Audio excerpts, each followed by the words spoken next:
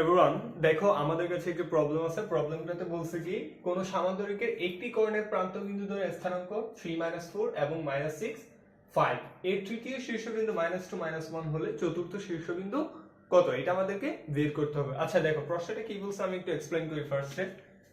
দেখো এখানে বলছে একটা সামান্তরিক আছে, আমরা এটাকে ধরে নিলাম একটা সামান্তরিক। বলছে একটি কোণের প্রান্ত বিন্দু ধরে স্থানাঙ্ক 3 - 4।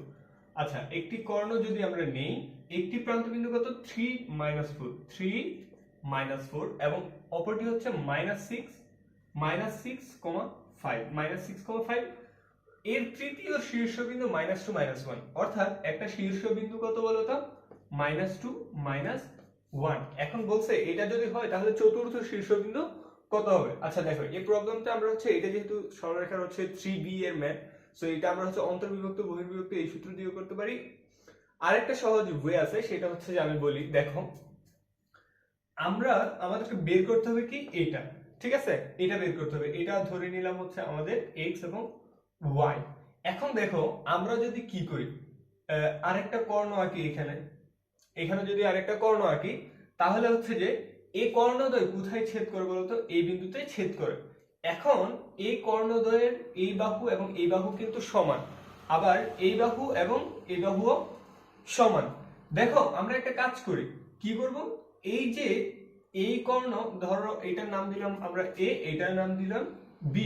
এখন a b এর মধ্যবিন্দু কত বলতো, a b এর মধ্যবিন্দু যদি, আচ্ছা a b এর মধ্যবিন্দু যেটা এখানে ধরো এটা হচ্ছে c, এটা হচ্ছে d, c d এর মধ্যবিন্দু সেটা না, অবশ্যই সেটা, যেহেতু এটা ছেদবিন্দু a b এবং d c এর ছেদবিন্দু।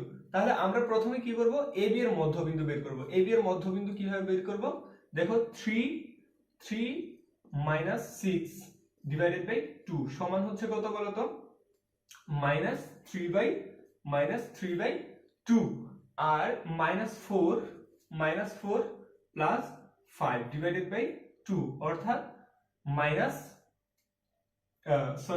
শুধু হাফ। তাহলে এইটা কি, এইটা হচ্ছে ধরো আমরা এই বিন্দুটার নাম দিলাম কি ও, তাহলে ও বিন্দু আমরা পাচ্ছি কি বলতো -3/2 হাফ। এটা আমরা পাচ্ছি কি ও বিন্দু, ঠিক আছে। এখন এই ও বিন্দুটা কি ডিসি এর মধ্যবিন্দু না, অবশ্যই ডিসি এর মধ্যবিন্দু। তাহলে এখন বলো মধ্যবিন্দু দিয়ে আমরা যদি এবার এই যে মধ্যবিন্দুর সূত্র দিয়ে এবার আমরা ডি এর অবস্থানটা খুব সুন্দরভাবে বের করে ফেলতে পারবো। যদি ও মধ্যবিন্দু হয়, ডিসি এর মধ্যবিন্দু হয়, তাহলে বলতো এই যে -3/2 x প্লাস -2 ডিভাইডেড বাই 2 হয় না।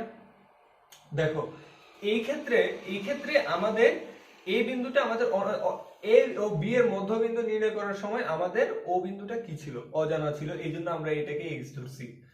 কিন্তু এই ডিসি এর ক্ষেত্রে মধ্যবিন্দু কিন্তু আমাদের জানা আছে -3/2, জানা নাই কোনটা, এই যে এই কর্ণের এই বিন্দুর যে x এবং y সেটা আমাদের জানা নাই। দ্যাটস ওয়াই হচ্ছে যে আমরা মধ্যবিন্দু সূত্র হতে লিখতে পারি কি x plus -2 divided by 2 equals to -3/2। তাহলে 2 কাটা যায়, আর এখানে হচ্ছে -3 ইকুয়ালস টু x -2। তাহলে x ইকুয়ালস টু আমরা কি পাই বলতো -1 পাচ্ছি।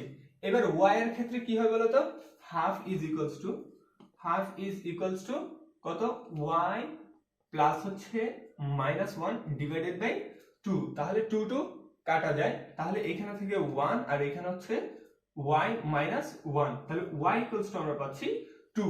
সুতরাং এই যে ডি বিন্দু চতুর্থ শীর্ষবিন্দু আমরা কি পাই বলতো, চতুর্থ শীর্ষবিন্দু কিন্তু পাই হচ্ছে -1,2। এভাবে তোমরা খুব সহজেই এই টাইপে কিন্তু অনেকগুলো ম্যাথ আছে, সো তোমরা এই টাইপের ম্যাথগুলো সলভ করে ফেলতে পারবে। আশা করি ভিডিওটা ভালো লেগেছে, আর ভালো লাগলে তোমরা অবশ্যই লাইক করবে, আর যদি পারো শেয়ার করবে। ধন্যবাদ।